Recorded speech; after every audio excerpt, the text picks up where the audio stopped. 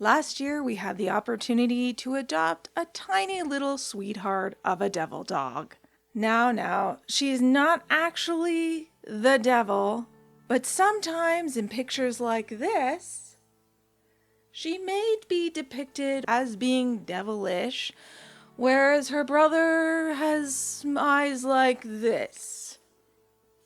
So I'm trying not to read too much into it, but my son and I have determined that maybe she's got a little bit of devil in her, but we kind of love her for it. Anyway, we called her Nova, and we think she is super. But unlike our swarthy miniature schnauzer Nitro, Nova is a tiny little floof baby.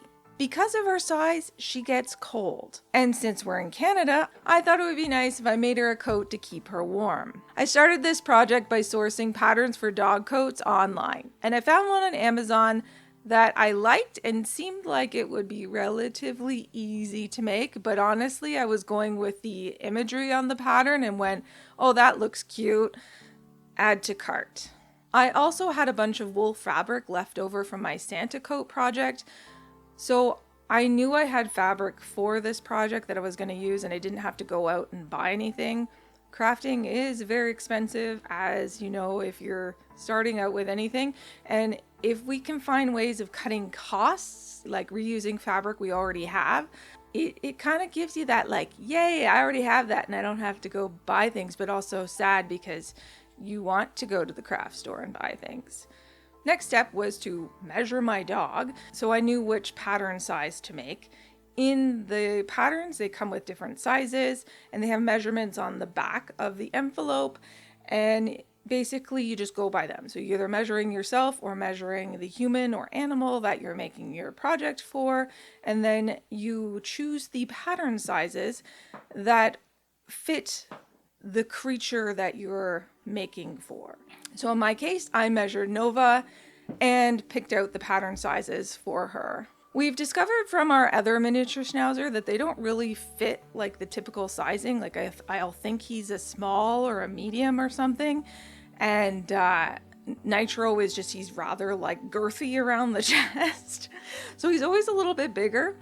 Nova was very much the same. Like she was almost a small size, but then some of her measurements were on the edge, and I'm glad I measured up for her because otherwise the coat would not have fit her at all. When I was finished, it would have been way too small. So I would say if you're on the cusp of going to the next size, to just go to the next size. So my dog coat pattern set came with a few different dog coat patterns. I chose the one with the little floofy hood because I thought it was the cutest one, and I didn't think it would be that difficult. So now that I've selected which coat I want to make and I've measured my dog so I know which size of the pattern I need, I pulled out the pattern pieces and I cut out all the ones that were for that size of coat. While I did have the outer coat material, I didn't have lining fabric for this, so I did have to go and purchase some lining fabric. I ended up using flannel. They called for fleece, but I felt like because I was using a wool already that adding fleece to the inside would just be super hot and also thicker to sew through. So I went with a flannel for the inside. And then when I was about to cut out those pieces, I had forgotten to wash my fabric ahead of time. So let this be a lesson for myself and for everybody else. When you buy new fabric, pre-wash it before you get started. And we don't want to spend hours making a project only to have it shrink on you. Next, once I had all my paper pattern pieces cut out, I matched them to the fabric that I needed to cut out and then traced around the pattern pieces with some chalk and then cut out all the pattern pieces. So yes, this does take a little while to work through. So you just take your time and make sure that you've cut out all the pieces. On the patterns, it'll actually tell you what number of pattern pieces that you need. So basically it's almost like paint by number. You're going to connect the pattern pieces numbers to you need to your size. And so you find all the pattern pieces numbers that correspond with the size that you want. And then you cut those pattern pieces out and then you cut them out of your fabric. Then it's almost almost as easy as 1, 2, 3. The patterns also have instructions laid out on them. Step 1, do this. Step 2, do this. You can't really jump ahead. In some instances, you might be able to jump ahead, but you probably really shouldn't. I wanted to jump ahead because the pockets were so darn difficult to do, but I didn't. I stuck to it, and my little pockets on her coat kind of resemble pockets.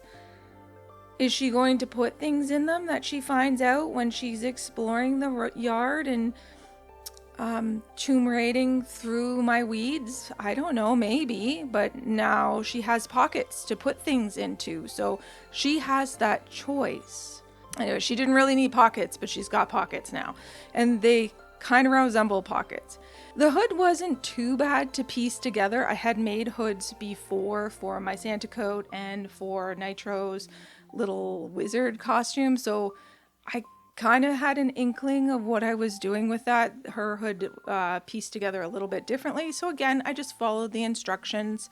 I feel like the hardest part for the hood was that I wanted to use the same fur fabric that I had used for my Santa coat, and when I pulled out the remaining little bits of fabric that I had, or the faux fur, it wasn't enough, and so I had to use some other fur that I had bought previously for animal ears and that I had made. It was a lot more floofy than the white fabric I had bought for my Santa coat, so it was a little bit more difficult to sew through on my machine, and I ended up doing part of that by hand, but it went together, and it looks really cute. So also, I know what you're thinking. Why does she need a hood, Pam?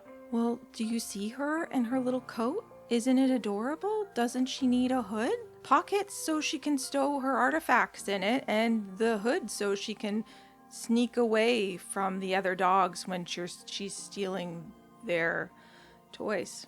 Also with the hood, it ended up being, I think, bigger than the pattern pieces. I sewed part of it together incorrectly, like it should have came together more on the front, and part of the pieces are sticking out a little bit. It's fine, it looks fine. Nobody would know. You probably would know unless I told you that I messed it up.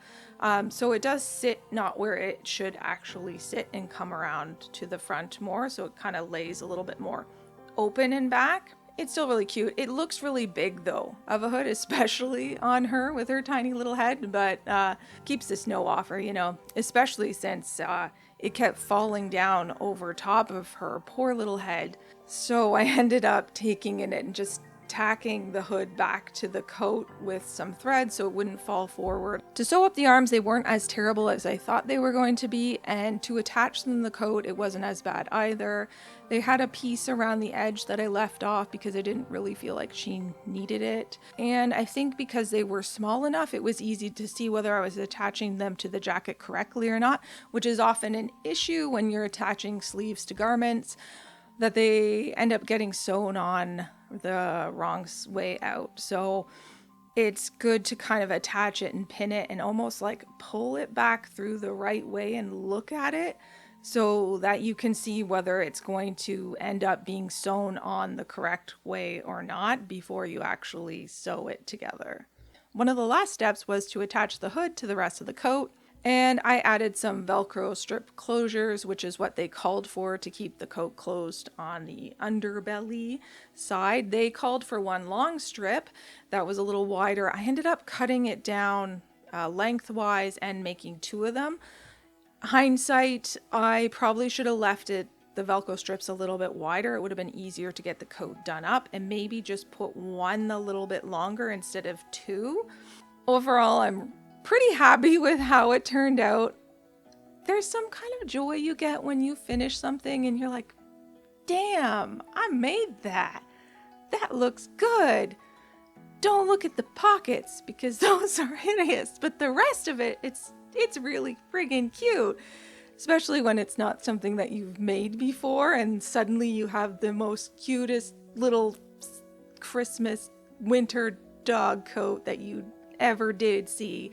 Just nerd out a little bit on what you make after you finish it. That's my advice for that. Just be like, oh, I actually made that.